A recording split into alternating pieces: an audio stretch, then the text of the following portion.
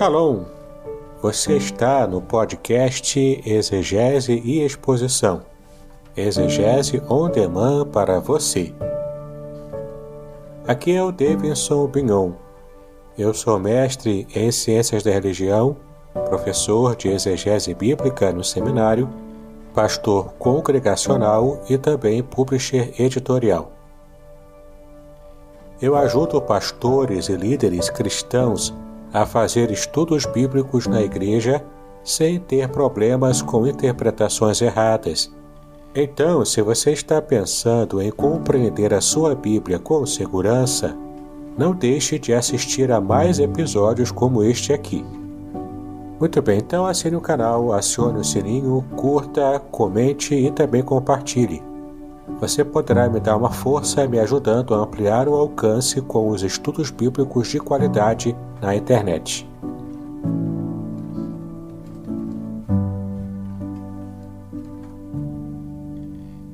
Queridos, então, nós estamos aí na manhã, não é amanhã com Deus, não é verdade? Não é amanhã com Deus, mas é amanhã em que nós separamos para meditar um pouco mais e aprender sobre casamento e família, sobre a cultura cristã. E eu quero desde já chamar o pastor Davidson. Pastor Davidson. Opa, a ele aí. Bom dia, pastor Davidson. Tudo bem? Bom dia, pastor Aderson. Bom dia a todos. Deus nos Show. abençoe nesse dia maravilhoso, né? Shalom a todos. Shalom a todos. E olha só, eu já quero, olha, se você não adquiriu, O ainda livro dá é esse aqui, ó. tempo. Opa! O Ih, tô livro é fazendo outro. propaganda errada, ó. Tô fazendo propaganda errada. Tô fazendo propaganda do outro livro que é de um outro amigo. Desculpa, pastor. Depois eu tenho que pegar lá Esse na aqui, ó. biblioteca. É esse ali, A é verdade. Ética do Casamento Judaico. Ética do Casamento Judaico. É esse o livro que nós estamos aí, então, fazendo aí o estudo, escrito pelo pastor Davidson. E também ele tem um outro, isso aqui não vou errar não, ele tem um outro livro aqui, o Tem Salmo esse aqui, ó. 23, já esteve conosco fazendo a exposição desse livro. Eu quero então te incentivar, eu quero então te estimular a adquirir o hábito da leitura. O hábito da leitura é muito importante. E aí nós temos a indicação de livros evangélicos e também de livros que não são evangélicos. Faz bem, a tua mente viaja. Sabe, pastor Davidson, para mim faz muito sentido, por exemplo, quando eu leio a história do apóstolo Paulo, mesmo preso, ele não se sentia preso. Por quê? Porque ele estava exercitando ali a sua mente através de pensar, de refletir, escrevendo, né? Então, acho que isso não limitou sobre o poder de Deus, sobre o que Deus é capaz de fazer. Queridos, sem mais demora, bom dia, Davidson, que está aí conosco. Eu quero passar logo a palavra de imediato para o pastor Davidson, porque hoje os assuntos são assuntos assim sensacionais. Pastor Davidson, fique à vontade, esteja à vontade, a sala virtual é sua. Amém, pastor Aderson. Muito obrigado pela confiança. Já estou aqui solicitando, né, para a gente poder começar o nosso estudo. Transmitindo aqui, né, o nosso material. Muito bem, você já vê aí na tela o nosso livro, A Ética do Casamento Judaico. Estamos trabalhando, então, assuntos interessantes, importantes. Então, vamos começar com a poligamia, que para a nossa cultura, a gente apenas entende quando lê a Bíblia e sabe que essa prática existe, né? Mas para a nossa cultura ela não é muito presente, né, a poligamia, graças a Deus. Mas embora em algumas sociedades, né, mesmo aqui no Brasil, a gente acaba vendo algo parecido com isso. Mas então, o que é a poligamia, né? Vem de duas palavras gregas. Polis, que é de 4 para cima, né? Mais de um. E gamos, em grego, gamia vem de gamos, que significa casamento. Então, é um casamento com várias pessoas. Nesse caso aqui, né, a poligamia é a prática de ter mais do que uma esposa num determinado tempo. Por que é uma esposa, né? Também chamada de poliginia, porque é um homem que tem várias mulheres, né? E vem de kiné, em grego também, que kiné significa mulher, né? Poliginia também é uma forma de se referir essa prática é como acontecia no Antigo Testamento. Então, poligamia é a prática de ter mais de uma esposa num determinado tempo. Lembrando que a poligamia só acontecia desse jeito, o homem tendo várias esposas e não uma mulher tendo vários maridos. Não era assim que acontecia no Antigo Testamento, por ser uma sociedade eminentemente patriarcal. Bom, isso ocorre quando as mulheres ocupam uma posição baixa na sociedade humana. Com Lameque se inicia, portanto, a poligamia, que era tolerada na Bíblia. Era uma prática pagã, na verdade, que acabou sendo utilizada também pelo povo de Deus. E temos aqui algumas passagens que falam sobre Lameque. Vamos ver aqui, ó, Gênesis 21, versículo 1. E o Senhor visitou a Sara, como tinha dito, e fez o Senhor a Sara como tinha prometido. Isso aqui não... enfim, está citado aqui, né? Mas não fala de Lameque. Vamos ver aqui, ó. Deuteronômio 21, de 10 a 17. Quando saíres a peleja contra os teus inimigos, e o Senhor teu Deus os entregar nas tuas mãos, e tu deves levares prisioneiros, tu entre os presos vires uma mulher formosa à vista, e a cobiçares, e a tomares por mulher, então a trarás para a tua casa, e ela rapará a cabeça e cortará as suas unhas. Isso aqui para demonstrar que ela era uma prisioneira, não é? Portanto, alguém de outra nação. E desperá o vestido do seu cativeiro, ou seja, tirará a roupa, né, do cativeiro e se assentará na tua casa e chorará a seu pai e a sua mãe um mês inteiro. Ou seja, vai deixar que essa mulher guarde luto pelo seu país e pela sua família também. E depois chegarás a ela e tu serás seu marido e ela tua mulher. Ou seja, por que tirar a roupa do cativeiro? Para poder mostrar que ela está sendo retirada daquela situação de escrava para ser uma mulher mesmo, né? Para ser uma esposa desse israelita que acabou conquistando essa mulher de uma outra nação. E será que se te não contentares dela, a deixará ir à sua vontade, mas de modo algum a venderás por dinheiro, porque ela já não é mais escrava. E nem a tratarás como escrava, pois a tens humilhado. No caso aqui, se deu carta de divórcio, se deu também repúdio, né, para essa mulher que por algum motivo desagradou, embora tenha tido agrado antes. Quando o homem tiver duas mulheres, aqui é a questão de estar reconhecendo a poligamia, né? Mas não, entenda que não era, aqui, ó, daqui já dá para perceber, não era uma prática recomendada, mas tinha que regulamentar, já que existia a prática. Então, quando o homem tiver duas mulheres, uma a quem ama e outra a quem despreza, e a amada e a desprezada lhe derem filhos, e o filho primogênito for da desprezada, será que no dia em que fizer herdar a seus filhos o que tiver, não poderá dar a primogenitura ao filho da amada, preferindo-o ao filho da desprezada, que é o primogênito. Aqui era para a questão do direito da primogenitura, né? Que era para levar a sério, ainda que fosse desprezada a mulher, se o filho primogênito é dela, tem que dar para ele o direito à primogenitura. Naquela época era algo sério, porque o primogênito levava praticamente metade de tudo que pertence ao pai e os outros dividirem uma outra metade, né? Mas ao filho da desprezada reconhecerá por primogênito, dando-lhe dobrada a porção de tudo, quando tiver, porque aquele é o princípio da sua força, o direito da primogenitura é dele.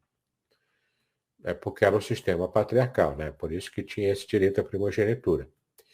Capítulo 24, Deuteronômio, de 1 a 3, né? Quando o homem tomar uma mulher e se casar com ela, então será que, se não achar graça em seus olhos, por nela encontrar coisa decente, far-lhe-á uma carta de repúdio e lhe dará na sua mão e a despedirá da sua casa.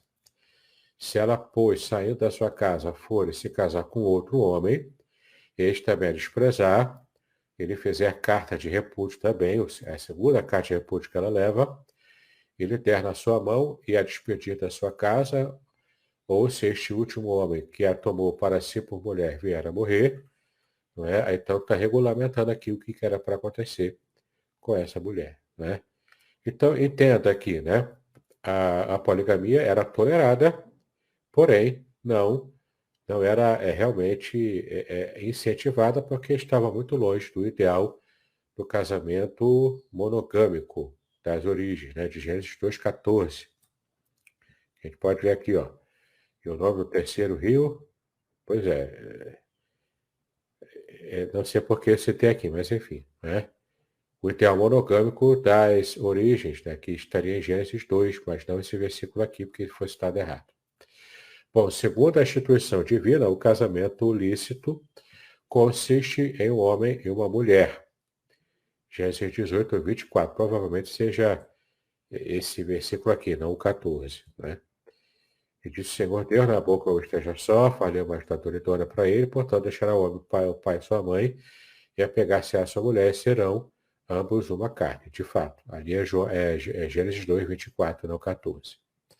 Bom, embora a Bíblia não condene diretamente os casamentos plurais que ocorriam no Antigo Testamento, descreve francamente os maus efeitos da poligamia ou da poliginia, né? Como eu disse, que é até mais preciso esse termo, porque o casamento polígamo, né, envolvia apenas as mulheres.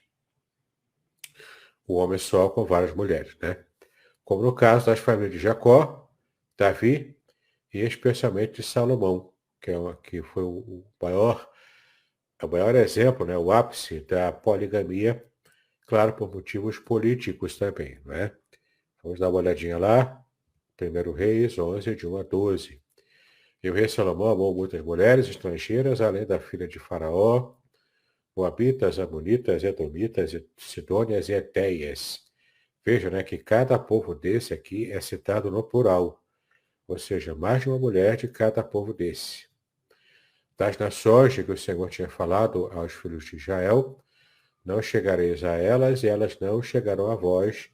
De outra maneira, seguramente perverterão o vosso coração para seguir os seus deuses. A esta se uniu Salomão com amor, e tinha 700 mulheres princesas e 300 concubinas. E nós já vimos aqui na aula anterior que concubinas era como se fosse uma esposa de segunda classe, mas ainda assim uma esposa. E suas mulheres lhe perverteram o coração, né? Tantas mulheres aqui na poligamia, o seu coração foi pervertido. Porque sucedeu que no tempo da velhice de Salomão, suas mulheres lhe perverteram o coração para seguir outros deuses. Ele, já na idade avançada, se perde totalmente e acaba adotando a idolatria por influência dessas tantas esposas que ele tinha. E o seu coração não era perfeito para com o Senhor, seu Deus, como era o coração de Davi, seu pai.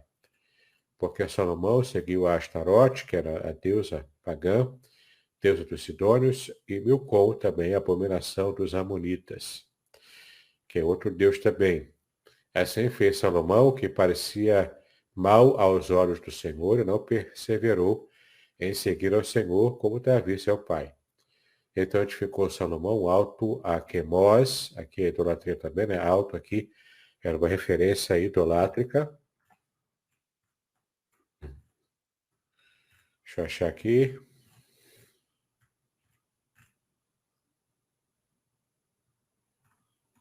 Acabei passando, né? Deixa eu ver onde que eu parei aqui.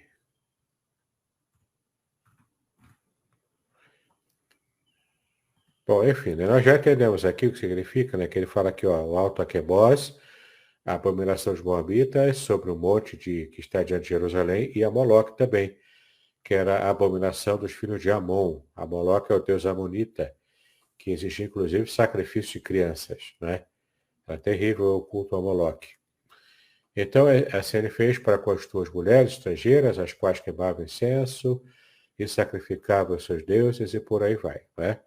Então, já entendemos aqui o quanto Salomão foi Um péssimo exemplo de rei já no seu estado final, na sua velhice, por causa justamente da sua intensa poligamia, sua dedicação à poligamia, para que possa, então, fazer, né, todos os seus negócios lá com outras nações, com outros reis e nações pagãs.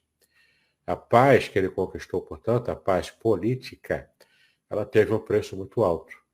E Salomão se perde, portanto, da sua revelação original que o próprio Deus havia dado a ele, com a bênção original. Né?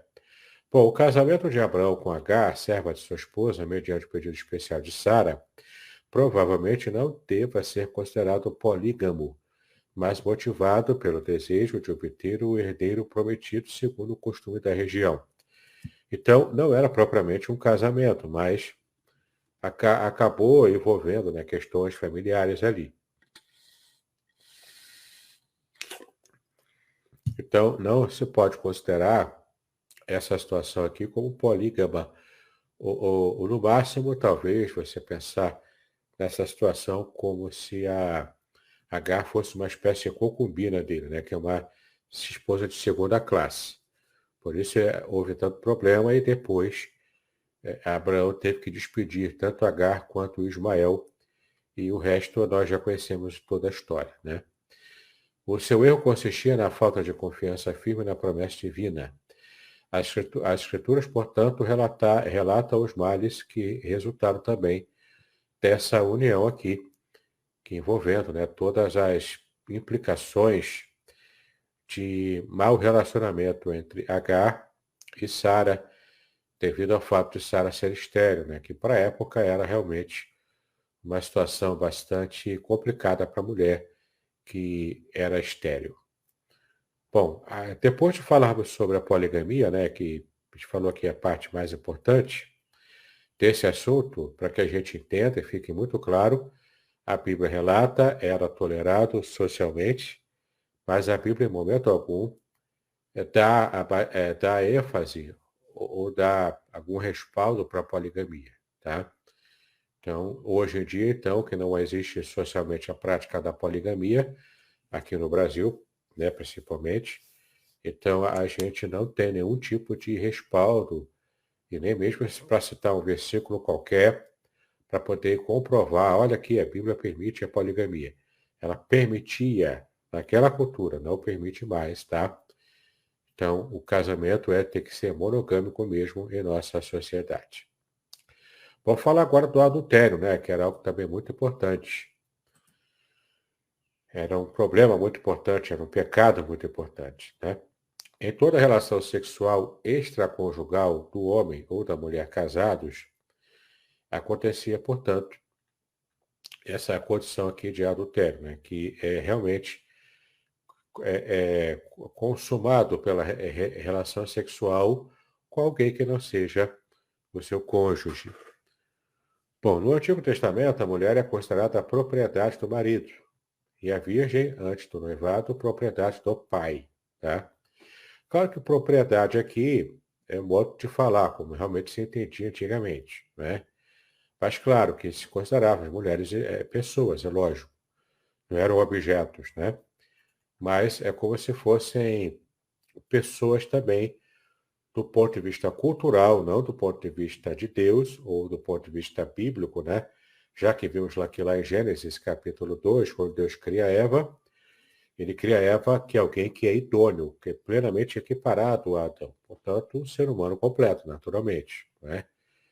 Mas devido às questões culturais da época, e a Bíblia apenas relata essas condições culturais, não dando o aval naturalmente a isso, né? Mas ela relata essa condição patriarcal, cultural da época, e que colocava a mulher mesmo como a propriedade do seu marido. Tanto que ela chamava o marido de meu senhor, né? De Adonai, meu senhor em hebraico. Por isso, o adultério da mulher e a defloração de uma virgem são um crime contra a lei, contra o direito da propriedade. Porque você estaria maculando a propriedade de uma outra pessoa. Era essa a ideia, tá bom? Punível com a morte, inclusive. né? Olha só, como se levava a sério, né? Vamos dar uma olhadinha aqui em Deuteronômio 22. Quando o homem for achado deitado com a mulher que tenha marido, então ambos morrerão. O homem que se deitou com a mulher e a mulher também, assim tirarás o mal de Israel. Veja bem, tem que matar com apedrejamento os dois, não apenas a mulher. Né? Como a gente já viu aqui, a lei prescrevia isso. Daí você tira naquela situação de Jesus com a mulher adúltera, ninguém adultera sozinho, né?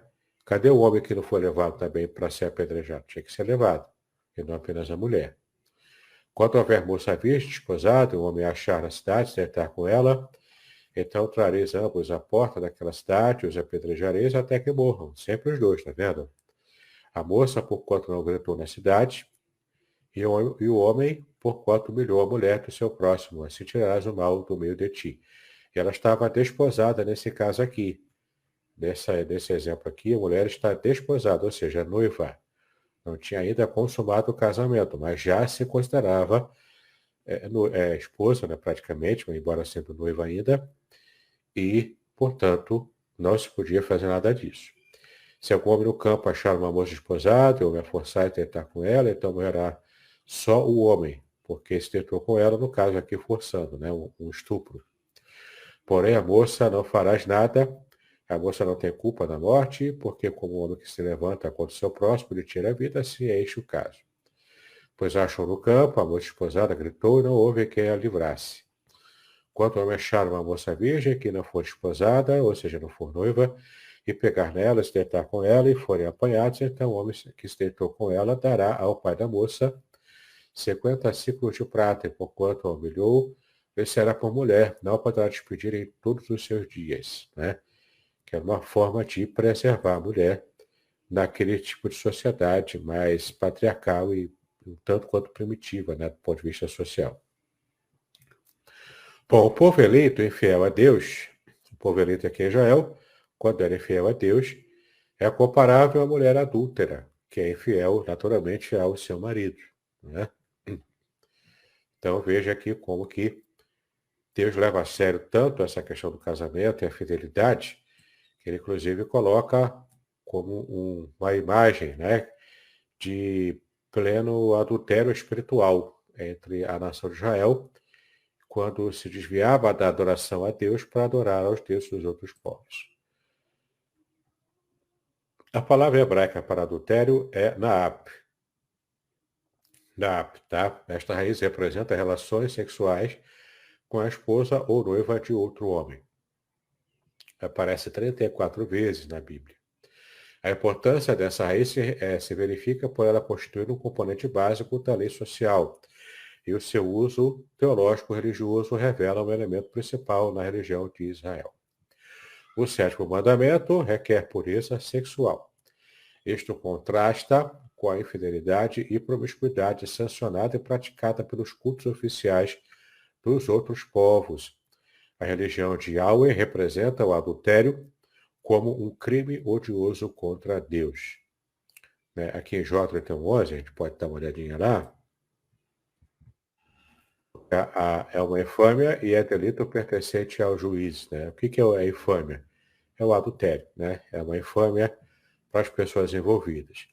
Então, Jó 31:11 é onde o adultério é visto, entretanto, a palavra naap não é usado, tá? Mas ali se refere no contexto ao adultério. É representado ainda como uma brecha no contrato de matrimônio ante o próprio Deus, ou seja, uma desonra feita a Deus, colocando o homem acima de Deus. Um ato rebelde feito com deliberação desnecessário, né? Ou seja, um ato de rebeldia feito de propósito, né? É o que ele quer dizer, com planejamento prévio. Então, portanto, algo desnecessário, evidenciando a maldade de quem faz o ato do adultério.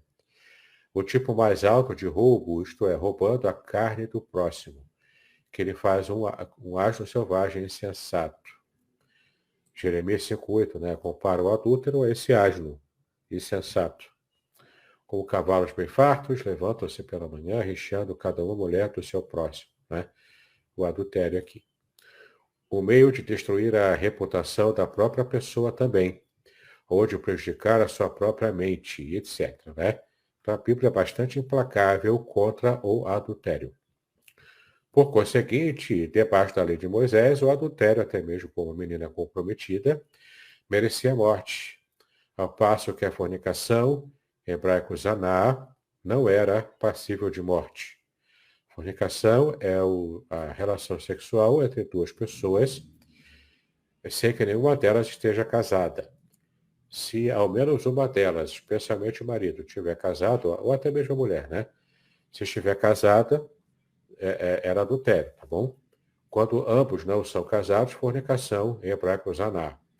Não era passível de morte. Por quê? Porque era-se obrigado a fazer o casamento e não podia se separar depois, além de pagar uma indenização ao pai da moça, não é?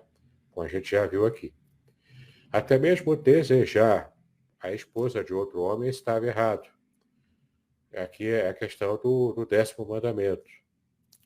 A pena de morte era, em alguns casos, queimar a própria pessoa. Veja só, né? Morria-se queimada. E, mais geralmente, apedrejá-la, que era o mais comum. O divórcio, com exceção de deslealdade, era odioso a Deus, em algumas circunstâncias expressamente proibido. Vamos falar mais sobre o divórcio mais à frente, tá? Talvez tenha tempo de falar hoje ainda. Então, o divórcio era normalmente odioso para Deus, a menos que houvesse o adultério. Então, o adultério de uma das partes era um fator preponderante para justificar algo que já era normalmente odioso a Deus, que é o divórcio, tá? Então, olha que interessante, né? O ódio de Deus pelo divórcio não era maior do que o ódio pelo adultério, não é? Esse era um fator cultural muito importante na época, então. Em algumas circunstâncias, expressamente proibido, propriamente proibido, né, o divórcio. Porém, por causa da dureza do coração de Israel, isso foi atenuado em Deuteronômio 24:1. Houve uma atenuação. Não porque era o plano original, né, o divórcio, mas porque era necessário devido à dureza do coração. Então, quando o homem tomar uma mulher e se casar com ela, então será que, se não achar graça em seus olhos, por não encontrar coisa indecente, pode ser um detalhe, pode ser uma verruga, alguma coisa assim, né? Falhar uma carta de repúdio e lhe dará na sua mão e a despedirá da sua casa. Então, estava regulamentando uma prática indiscriminada que acontecia, que era o divórcio por qualquer motivo, né? Então, tinha que regulamentar para colocar freios a essa prática pagã e muito comum na época. Uma mulher suspeita de adultério tinha que enfrentar um julgamento. Isto é, tanto um ato de clemência, porque ela poderia ser vindicada de uma falsa acusação. No caso, tinha todo um processo em que ela poderia, então, se defender nesse caso, né? Então, é tanto um ato de clemência para ela, quanto uma institucionalização da submissão da mulher também ao homem, né? Porque ela que tinha que provar que não adulterou, veja só, né?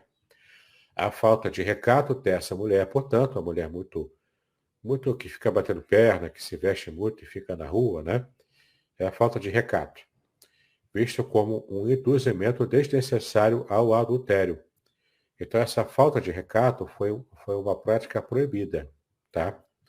Mulher que fica recatada do lar, não é como fizeram piada aí com a esposa do Temer, né? Eu acho que agora é ex-esposa do Temer, do ex-presidente Temer, né? Mas, de fato, o recato da mulher era algo importante, tá? Na sociedade bíblica naquele período. Os homens religiosos buscavam disciplinar os seus olhos, para não ficar olhando, né? E daí cobiçando a mulher do próximo. E, consequentemente, também, né? Controlar as suas mentes. A prostituição foi proibida. Os sacerdotes receberam ordens para que não se casasse com uma prostituta. E eu vou voltar aqui um pouquinho. É interessante a gente perceber o quanto cabia ao homem. Mesmo na cultura patriarcal, cabia ao homem disciplinar a sua mente e os olhos, para não ficar tanto vazão à lascívia, né? Que é esse pecado, essa luxúria mental. Não é? Isso aí para ele manter a pureza dele próprio. Né? Mas é interessante, a cultura colocava sobre o homem a responsabilidade. E sobre a mulher, o fato de ela não ser uma mulher provocativa, né, para os homens, de modo geral. Então a mulher seja recatada, o homem seja puro na mente e também no coração, né, para não se corromper. Podcast Exegese e Exposição. Exegese on demand para você.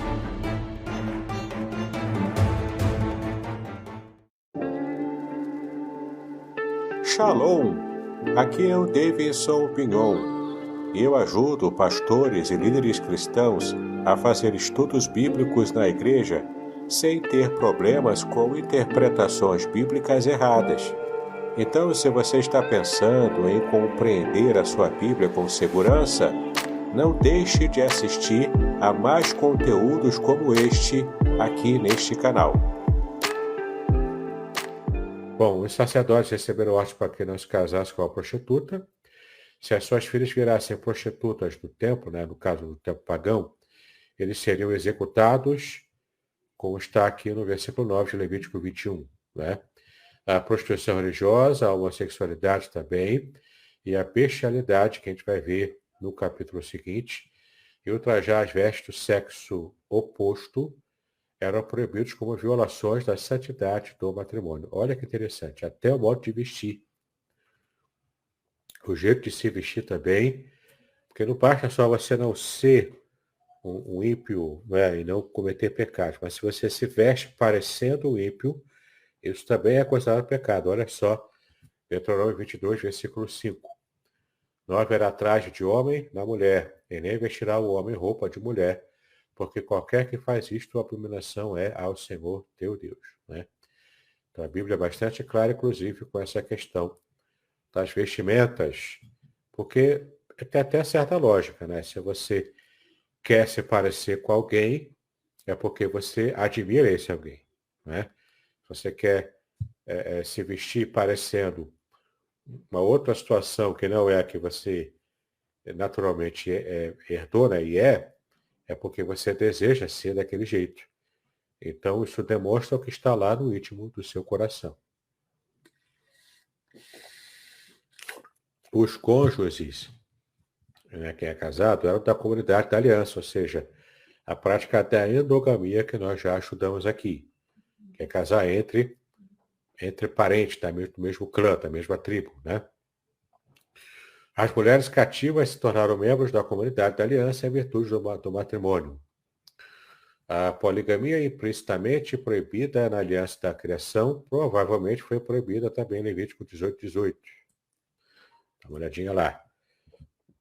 Não tomarás a mulher juntamente com a sua irmã para fazer a sua rival, descobrindo a sua nudez diante dela em sua vida.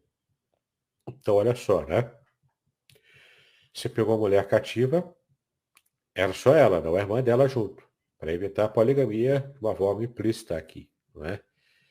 E para não criar rivalidade entre as irmãs, olha que legal, né? Porque, de fato, quando havia poligamia, era muito comum ter rivalidade entre as mulheres, disputando a atenção e o carinho, o amor do marido, do mesmo marido. Né? O matrimônio era constituído como uma aliança perante Deus.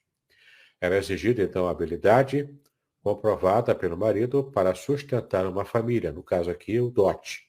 Era uma prova de que ele podia sustentar. E também de amar a sua esposa, como está em Provérbios 5. Né? Então, era muito comum esses cuidados aqui na própria sociedade. O uso teológico da raiz Naap, que é adultério, né, acrescenta uma dimensão instrutiva à teologia da aliança. Estudos contemporâneos da aliança demonstram que as alianças bíblicas possuíam paralelos com antigos tratados de lei. A palavra em questão não faz lembrar do fato de que Deus se relaciona com o seu povo, não apenas como rei soberano, mas também como marido. Né? Essa imagem aqui de Deus como marido e Israel como esposa.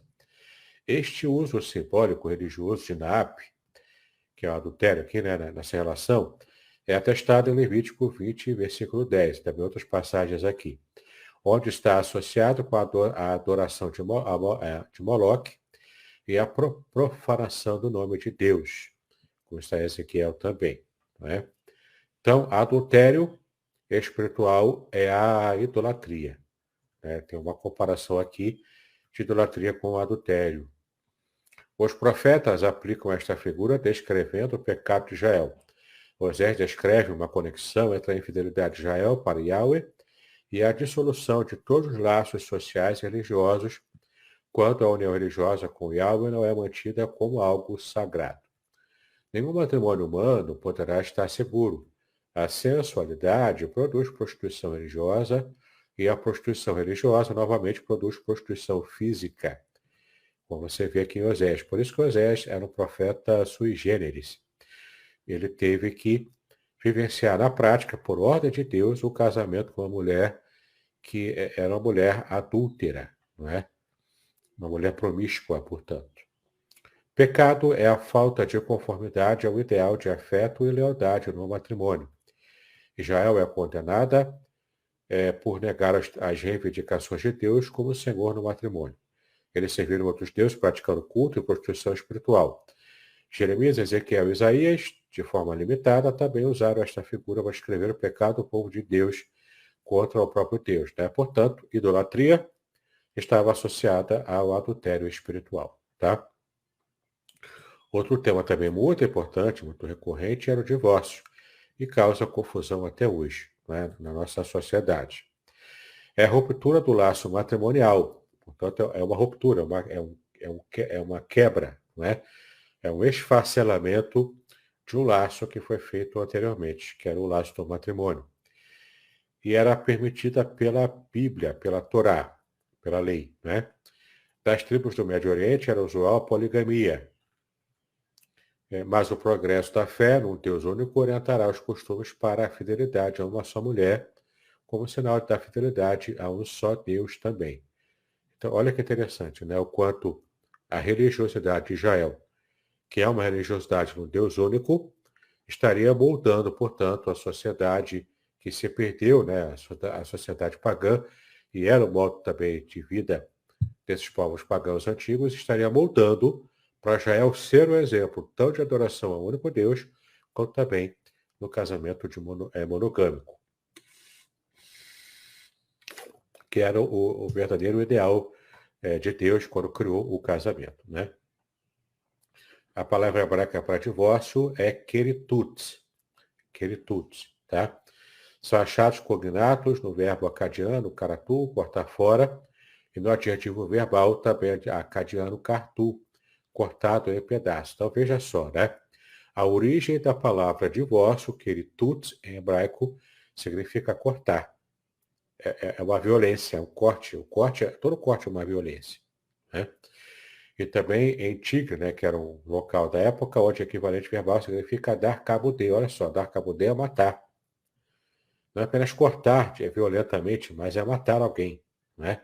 O divórcio era dar cabo de, matar alguém, cortar, acabar com uma vida. Né? Essa era a ideia. Além do significado literal desta raiz, cortar fora, ou abater, no caso aqui de um lenhador também, né? Há o significado metafórico de desarraigar. Desarraigar é tirar a raiz, arrancar fora a raiz. Eliminar, remover, excomungar ou destruir por um ato violento do homem ou da natureza. Às vezes é difícil, em um determinado contexto, saber se o personagem que foi cortado fora será morto ou se só será excomungado. Versículos como Gênesis 9:11, não será mais cortada ou destruída toda a carne por águas do dilúvio. Aqui é uma referência ao dilúvio, né? Mas o verbo é cortar, tá bom? Cortar aqui, ó, é a mesma palavra raiz para divórcio. Claramente refere-se à destruição, mas êxodo 12 parece referir-se à exclusão da comunidade. Então, tanto uma exclusão social quanto a morte em si, não é? Eram significados possíveis de entendimento com o uso desse verbo, que era também usado para divórcio. Olha que curiosidade. Né? Uma passagem interessante que ilustra a dificuldade para decidir se a palavra uso é literal ou metafórica é Números 11:33. É interessante, vamos dar uma olhadinha nela. Quando a carne estava entre os seus dentes, antes que fosse mastigada, se acendeu a ira do Senhor contra o povo e feriu o Senhor o povo com uma praga muito grande. Não é? Aqui se usa o verbo, né? E aqui é a carne sendo dilacerada no dente de alguém, uma carne sacrificada a ídolos. Não é? São dilacerada pelos dentes. Né? Então, esse dilaceramento é o mesmo verbo para divórcio. Olha só. Né? Deus golpeou os israelitas com a pestilência antes da carne das codornizes ser mastigada. No caso aqui é a carne das codornizes, né? Ser cortada fora. Ou será que o Senhor os feriu enquanto eles ainda estavam comendo codornizes, antes de elas deixarem de vir ou serem removidas? Né? Então, é uma curiosidade aqui, né? Mas a ideia é que o verbo associado ao divórcio é destruição, quebra, ruptura, corte, está associado à violência. Tá? O uso mais importante da raiz é cortar uma aliança, né? Cortar um berit, que é uma aliança em hebraico. A palavra aqui está repleta de significado teológico. A aliança deve ser cortada porque a matança de animais era uma parte do ritual da aliança. Quanto a isso, Gênesis 15 é uma passagem significativa. Né? Deus fez ou cortou uma aliança com Abraão, versículo 18, envolvendo então uma cerimônia misteriosa que era uma prática antiga. Tá? Animais eram cortados ao meio e as partes eram postas uma defronte da outra. Este ritual não simbolizava a união das duas partes contratantes, designada pela chamada está atravessado entre os dois pedaços, porque esse sentido não se ajusta com Jeremias 34. E também não significava a unificação mística sacramental das duas partes, porque em Gênesis 15 e Jeremias 34, só o sujeito da aliança passa pelas partes dos animais, né? E também não significava a purificação do que passa entre os meios dos animais. E nem que esta pessoa recebe a essência da vida liberada pela morte do animal, para aumentar os seus poderes, porque nenhuma dessas interpretações encontra apoio no contexto. Então, tudo isso aqui são interpretações erradas que alguns colocaram, né? Mas não estamos seguindo com esse pensamento. Queritut também assume o queritut aqui, né? Que é o verbo cortar, para divórcio, né? Também assume o seguinte significado: o rompimento de relações, o divórcio propriamente. Parece bastante provável que esta palavra esteja relacionada com a raiz karat, hebraico. Né? A palavra é pregada apenas umas poucas vezes no Antigo Testamento. A lei não sanciona o divórcio como tal, constata apenas o costume de escrever certidões de divórcio. Fato que, em parte alguma da Bíblia, é objeto de lei explícita positiva, regulamentando a prática apenas para impedir abusos. Né? Isso aqui é importante, porque o casamento era visto como um negócio familiar, e, portanto, era feito com contrato. Então, se você se divorciava, você estava quebrando o contrato. E, claro, tinha as penas, né, a pagar devido a essa quebra, a esse corte abrupto do contrato. A vontade de Deus é o casamento indissolúvel, ou seja, um casamento que não morre, né? O casamento até que a morte os separe. O divórcio é uma concessão humana por causa da vossa dureza de coração, não é? Temos até um comentário aqui interessante. No tempo de Moisés, as mulheres tinham uma posição subordinada aos homens e o casamento era considerado mais uma transação comercial do que uma instituição divinamente ordenada. A esposa era, na realidade, propriedade de seu marido. Ele tinha que lavrar um termo de divórcio e entregar a ela para que pudesse mandá-la embora de sua casa. Né? Isso aqui é uma referência ao livro aqui, Divórcio à Luz da Bíblia, não é? Publicado por Vida Nova. Tá bom? A própria criação postula a monogamia, mas modernamente existe o divórcio do judaísmo. O que fazer quando o casal não vive em paz e resolve se separar? Neste caso, existe sim, dentro do judaísmo, que é a religião judaica, né, a possibilidade do divórcio. Este procedimento é modernamente denominado Girushim, tá? Girushim. Separação, ou simplesmente get, que é o nome do documento do divórcio atualmente, tá? Portanto, o judaísmo pratica assim o divórcio, mas é claro, não pelos mesmos motivos até fúteis, né, que o homem despedia a mulher no Antigo Testamento. Não. Tem um pouco mais de cuidado, né? Mas ainda assim o divórcio existe na própria religião judaica. O divórcio é um dos preceitos abordados pela Torá. Em caso de separação, o marido deve escrever um Sefer Bikurt. Sefer Bikurt. Sefer é livro. E Bikurt, né, é o rompimento. Então, documento de rompimento, né? Entre ele e a sua esposa, conforme consta da Torá também. Então, isso aqui é a prática moderna do judaísmo para o divórcio. Porém, surge aqui uma pergunta. Sabemos que pelo judaísmo o casamento é sagrado e cada pessoa deve se casar. Assim sendo, se há a mitzvah, a bênção, né, de se casar, como pode haver também uma mitzvah, uma bênção de se divorciar? Mas a resposta é simples. Deus quer que a pessoa fique casada e arranjou tudo para que isto aconteça. No judaísmo, o divórcio é uma forma de Deus manifestar a sua compreensão. Ele percebe que a situação está difícil, as pessoas estão sofrendo e o relacionamento não tem como continuar, tá? Esse é o entendimento moderno do judaísmo, tá bom? Mas tem base da misericórdia de Deus em permitir a liberação de um casamento que já está causando sofrimento, tanto para o marido quanto para a mulher, e também envolvendo filhos, né? Então, mas mesmo assim, não deixa de ser uma ruptura. Para qualquer um que já se divorciou, sabe o quanto é pesado, né? O divórcio, ele é caro, ele é pesado até emocionalmente, se não for feito amigavelmente, pode destruir as duas vidas, inclusive as crianças, que são as que mais sofrem.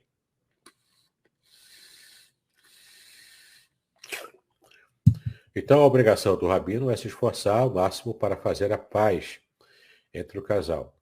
Quando ele chega ao rabino com a intenção de se separar, este vai tentar restabelecer a antiga harmonia, para fazer de tudo para poder salvar o casamento, assim como nós, pastores, fazemos também.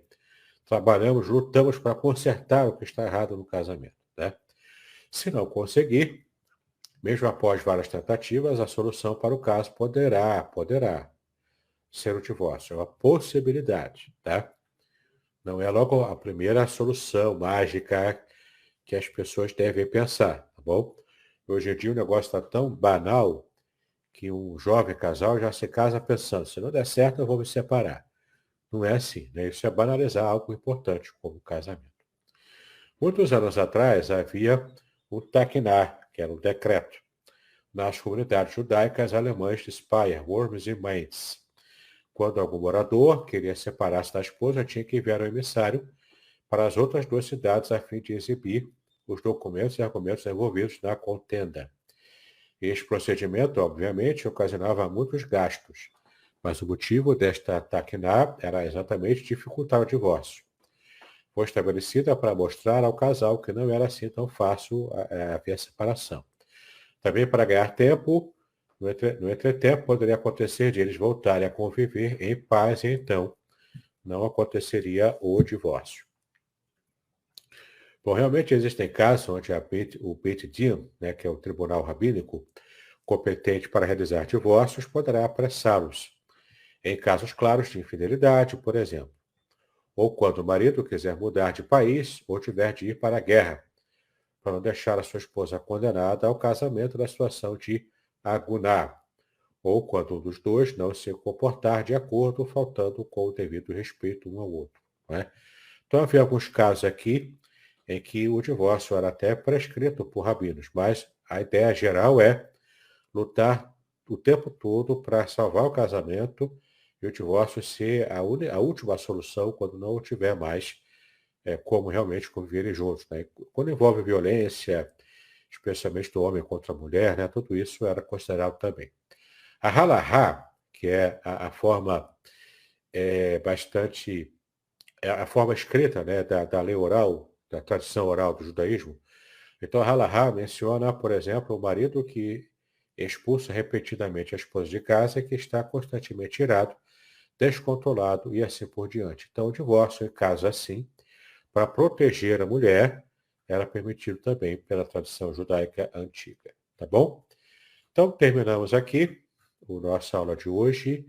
Se Deus quiser, na próxima aula falaremos de um tema bastante difícil, polêmico também, que é a Torá e as perversões sexuais. Sim, a Bíblia fala sobre perversões. Eu não pretendo demorar muito nesse tema nossa próxima aula. é um tema meio indigesto, né? Falar sobre perversões sexuais às 7 da manhã, não é? Mas vamos abordar sim de modo bem passando, tá bom? Quero então liberar aqui para o pastor Aderson agora tomar então as rédeas para a parte final. Joia. Alguns irmãos tiveram, outros saíram, até o André ele justificou. Uma coisa que você comentou aí, querido, foi logo no início a respeito da poligamia, né? E aí eu não tinha esse conhecimento. Poligamia é somente no caso do homem com relação a várias mulheres. O inverso, não. Era poliginia. Poligamia. A Dona Flor e seus maridos é só aqui no Brasil. Israel não. Joia, entendi. E é interessante também, quando você passou para a questão do adultério, né? É até interessante porque, assim, algumas pessoas tentam justificar o injustificável. Segundo o que você comentou, existem casos pontuais em que era permitido, sim, o divórcio. Mas não são todos os casos, não devem ser tratados, eu vou usar uma expressão até forte, de forma leviana, de forma descuidada, né? Aí você falou, me corrija se eu estiver equivocado, a respeito do sofrimento que é promovido a um dos cônjuges, né? Nesse caso aqui, geralmente é a mulher, né? Por ser a parte mais frágil, né? A violência, né? A questão também, eu não sabia, e você comentou a respeito de que o indivíduo que fica todo dia, tipo, vai embora, você não presta, também nesse caso seria um dos motivos aí para a questão lá do rabino.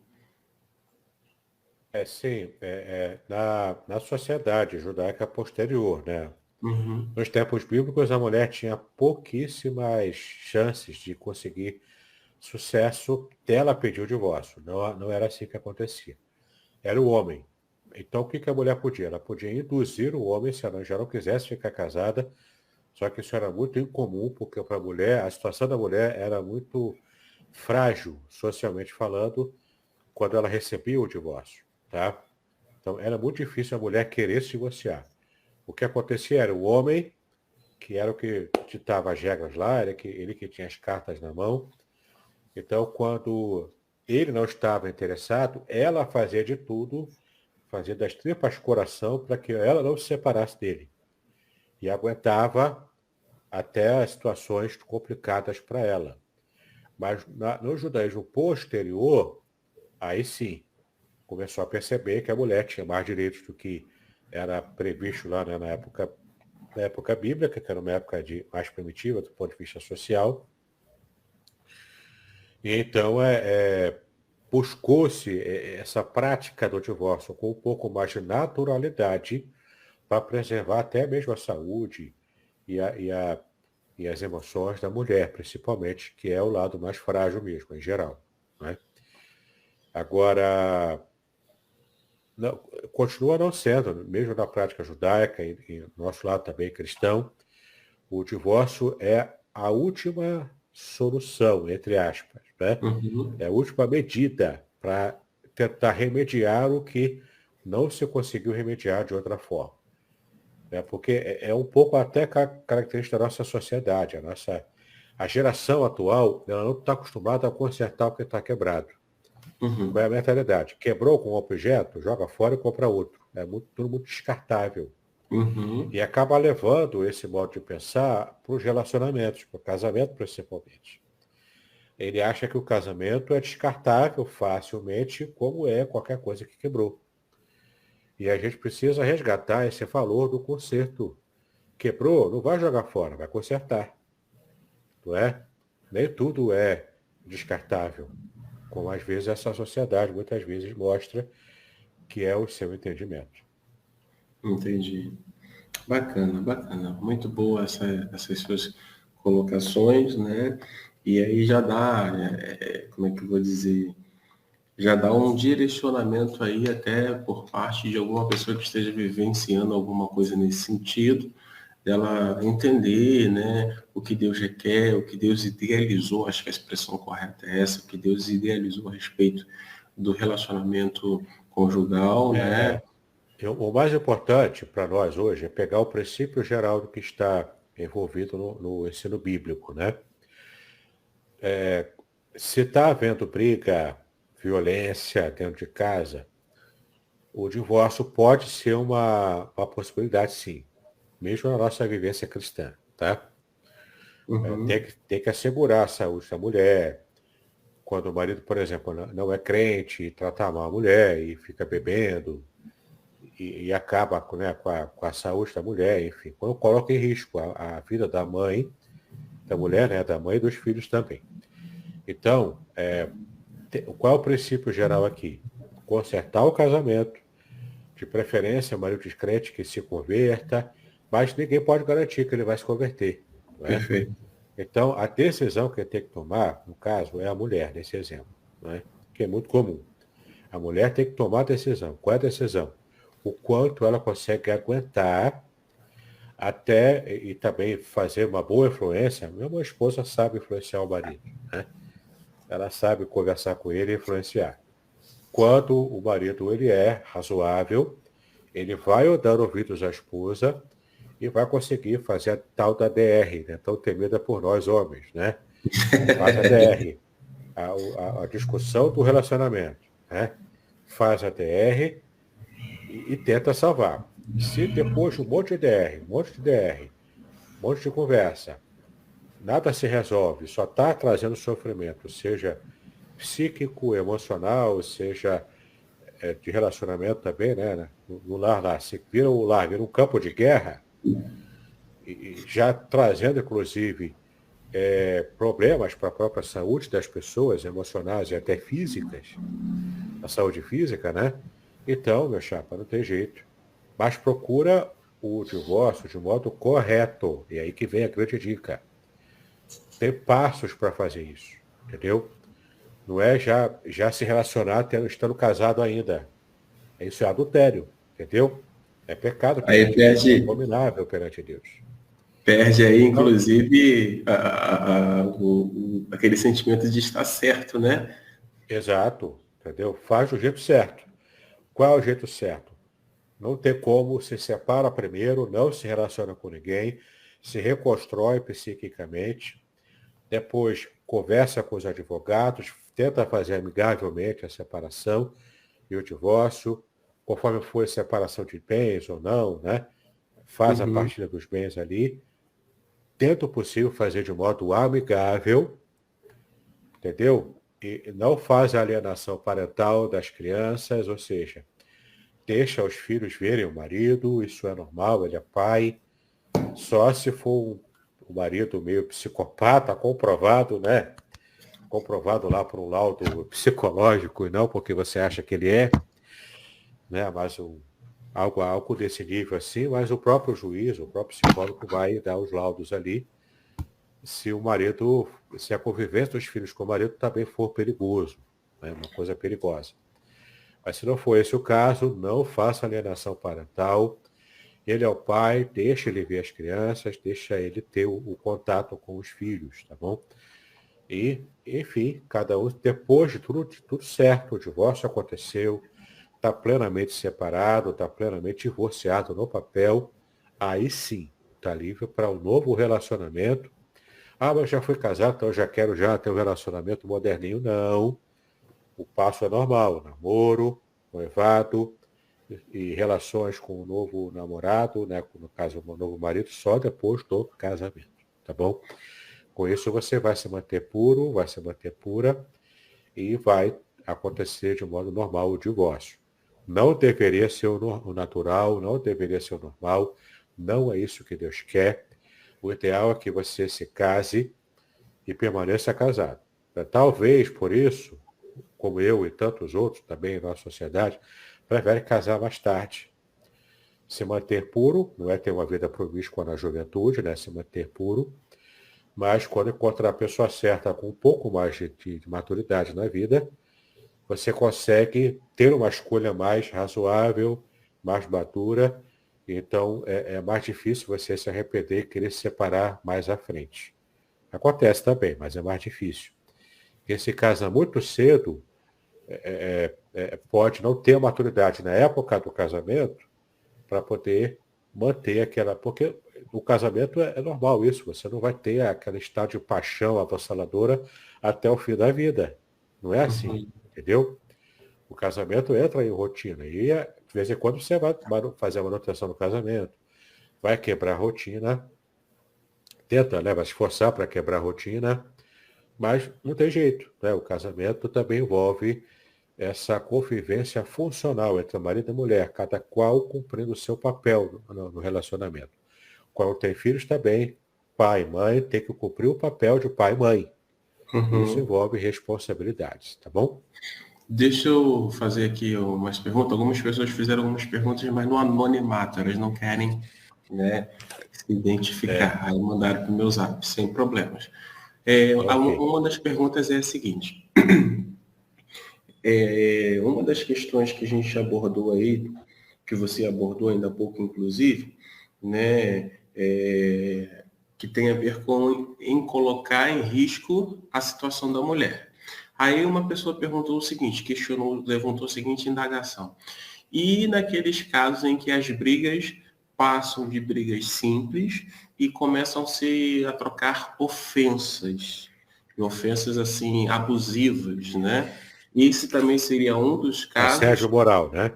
Exato. Então também entra.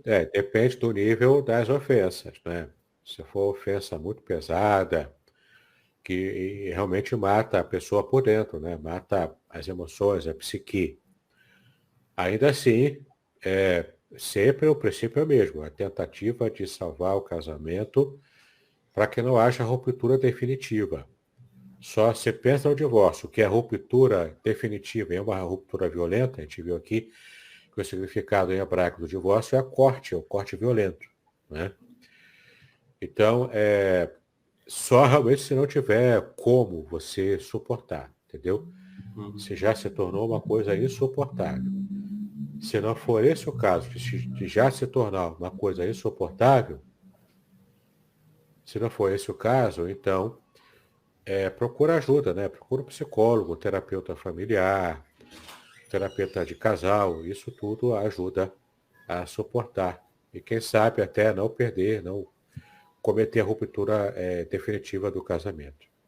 Joia. E aí uma outra pergunta que foi feita aqui, que você falou aí uma coisa que é super importante. Uma vez que não tenha como continuar, se chega à última instância, que é justamente a questão do divórcio, né? E É, aí, como você muito bem colocou, e nós abraçamos a mesma ideia, mesmo que se chegue à última instância, né?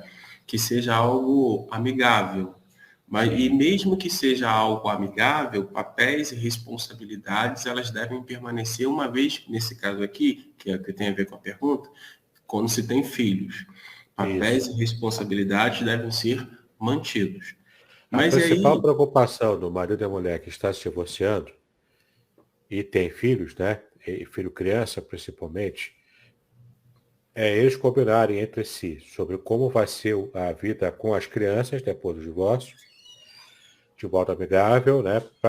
Porque a ruptura do casamento já é algo violento, aham, causa traumas para marido, para mulher e para filhos. Se conseguir resolver de modo amigável, vai diminuir a chance do trauma ser maior, entendeu? Vai diminuir o impacto. O certo, impacto vai existir, vai continuar existindo, é uma ruptura, é um corte. O impacto vai continuar, mas você vai atenuar os efeitos desse impacto. Se resolve de modo amigável. Se ficar no meio de briga, a guerra continuar, ainda entra com alienação parental, aí não tem jeito, cara. Aí o divórcio vai ser uma medida pior do que permanecer casado, muitas vezes. Entendeu? uhum, Então tem que colocar tudo na balança, e é caso por caso. joia. E aí, nessa linha de raciocínio aí, que a pergunta foi feita, né? Então, por exemplo, recorreu, chegou à última instância, papel e responsabilidade no que tange a filhos permanecem, devem ser Sim. devidamente acordados, combinados e tudo mais. E aí, num determinado momento, seguiu esse passo a passo aí que você foi mencionou, né, a respeito do divórcio, né, separa e tudo mais. Em algum momento, depois de alguns anos, essa pessoa ela contraiu um novo relacionamento. E aí, a pergunta que ela faz é a seguinte: como é que fica o papel desse novo cônjuge, uma vez que nesse novo, eu vou usar uma expressão, não sei nem se está adequada, arranjo familiar, né? Ele é o cônjuge, eu não sei, acho que não é esse o papel, não, essa fala não. Mas a ideia é a seguinte: ele entra, esse novo cônjuge entra, mas tem filhos, e aí como é que fica essa questão? A pessoa pergunta assim: como eu devo me portar diante dessa nova situação? O que não pode acontecer, por exemplo, uma mulher que teve um relacionamento, solteira ainda, não casou, por exemplo, aí não deu certo, mas teve filho. É muito comum, Uhum. né? Aí agora ela vai se relacionar com outra pessoa de um modo normal, se converteu, digamos assim. Aí está convertida, vai namorar, vai casar, tudo bonitinho, direitinho. Casou, agora está levando para esse casamento um filho ou uma filha de um relacionamento anterior. É a mesma coisa. Se o pai existe e está vivo, esse não é um perigo, né, social para conviver com o filho, não pode alienar. O filho é do relacionamento anterior, o pai é aquele lá, mesmo não tendo casado, né, mesmo apenas vivendo de modo amigado ali, né. Mas o novo o casamento real, para todos os efeitos, o marido atual, né, o marido real, ele não é o pai biológico, mas é uma espécie de figura paterna também, que ele, Certo. sendo cristão também, ele não vai dar pitaco na criação do filho dos outros, mas enquanto a criança estiver na casa dele, e ele é o marido, a criança tem que entrar no esquema, no novo esquema, com o novo marido, entendeu? Uhum. A criança tem que se adequar a isso, a criança e adolescente. Vai ter conflito? A chance de ter conflito é grande. Mas quando o cara quis se casar com a mulher que já tinha um filho anterior, ele já está, se ele for maduro, ele já sabe onde está entrando. Ele sabe o quanto é difícil o papel dele enquanto padrasto, entendeu? A madrasta e o padrasto nunca é bem visto na literatura, você sabe disso, né? A bruxa sempre era a madrasta, entendeu? Então, essa é a ideia. É o cara ter que rebolar muito, né? Tem que se esforçar mais do que se fosse um pai biológico mesmo, né? E sempre vai jogar na cara dele: você não é meu pai, por que tá querendo me tratar como filho, entendeu? Mas se ele soubesse, tiver muito amor envolvido, inclusive se a mãe for sábia, ela sabe fazer a ponte e tudo corre bem, em nome de Jesus, né? Então esse novo cônjuge, ele tem que ser uma espécie de maestro para conseguir estabelecer a harmonia e, ao mesmo Isso. tempo, a conquista do filho que ela O traz, enteado, né? né? O enteada. Do enteado ou a enteada, né? Legal. Porque surgiu essa pergunta, né? No particular, né? E aí bom, se a pergunta não sou eu vou passar para o meu amigo Davidson para ele poder Ok. responder. Queridos, não tendo mais perguntas aqui, também não tem no chat, até coloquei duas considerações aí, caso alguém tenha perguntas para fazer, fique à vontade para fazê-lo. Quero desde já dar bom dia aos irmãos que se achegaram depois, que Deus continue abençoando a sua vida. Dentre eles Mandar temos um aqui abraço aqui o pastor Flávio Prado, né? Que está com a gente aí. isso aí, um amigão nosso, né? Aqui a Grande gente tem abraço, muito pastor. carinho. Grande abraço. Nós retornaremos então na próxima semana, na próxima quarta-feira, às 7 horas da manhã. Se você tiver a sua pergunta, faça, né? Ou já esteja aí, como é que eu vou dizer, com a sua pergunta aí anotada para a gente trabalhar com ela na próxima semana. O pastor Sérgio, outro amigo mesmo, está aí conosco também assistindo. Um abraço, pastor Sérgio. Né? Depois eu queria ver, pastor Davidson, se a gente consegue alinhar a tua agenda, a agenda do pastor Sérgio, para a gente fazer um bate-papo aí bacana, voltado aí para essa questão de família. Lembrando, queridos, agora tá aqui certinho, ó, agora foi lá e peguei.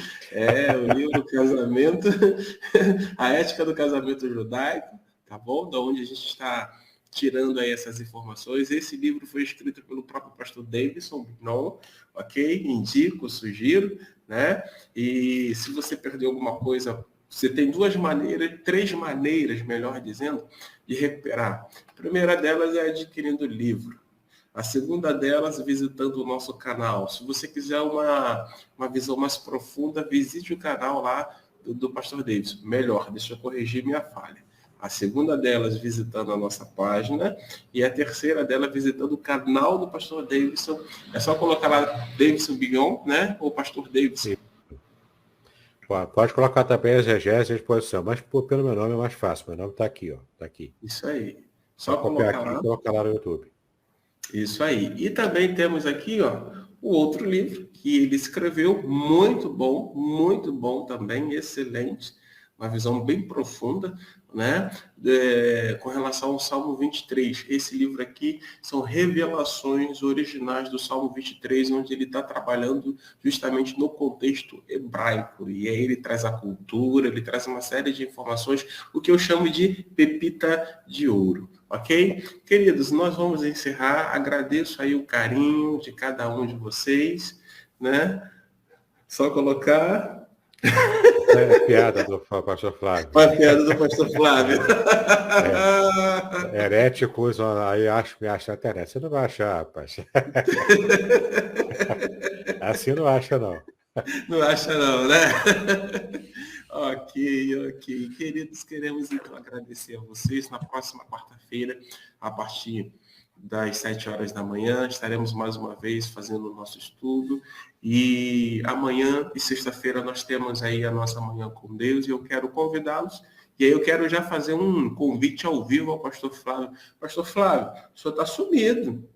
O senhor não tem mais vindo aí na nossa sala virtual aí para poder trazer uma devocional. Fica aqui o convite, tá bom? Para que você apareça. E o pastor Sérgio também, mas ele está aí pegado aí com algumas coisas, então estamos aguardando ansiosamente o retorno dele. Ok? Tenham todos um bom dia. Eu quero convidar então o pastor Davidson que faça a gentileza de orar por cada um de nós, pedindo ao Senhor as suas bênçãos e a sua sabedoria a nós para lidar com os desafios deste dia. Amém. Vamos orar então. Pai, nós te exaltamos pelo privilégio que tivemos em estudar a tua palavra, temas tão espinhosos, ó Pai, que afetam inclusive a vida pessoal de muitos. Pedimos a tua graça e a tua misericórdia para aqueles que estejam enfrentando o processo, ó Pai, de divórcio, ou que já enfrentaram, mas ainda lutam com as consequências desses processos. Pedimos a tua graça, a tua misericórdia, a sabedoria que vem do alto, paciência, ó Pai, e também essa força para poder se reinventar e reconstruir a sua própria vida. Amém. Pedimos a tua graça sobre eles, sobre cada um de nós também, nós que ainda estamos, por sua graça, casados, que possamos nos manter fiéis, para que não haja nenhum tipo de atropelo no nosso relacionamento familiar. Amém. Pedimos a tua bênção, a tua graça, em nome de Jesus, é como nós oramos, agora e para sempre. Amém e amém. Amém. Então, até quarta-feira, com relação ao nosso estudo específico, casamento e família, sobre segundo aí a perspectiva bíblica, e amanhã e sexta-feira estaremos tratando aí da Manhã com Deus. Shalom a todos. Pastor Davidson, mais uma vez, o meu agradecimento, o meu carinho, a forma que eu tenho encontrado de poder agradecer, estar sempre orando por sua vida, amém, por sua esposa Márcia, por aquilo que Deus tem colocado sob sua responsabilidade. Ok? Eu é que agradeço a todos pela atenção, pelo carinho, pastoraço em família, a Igreja de Aracruz, e shalom a todos. Até semana que vem, se Deus permitir. Shalom.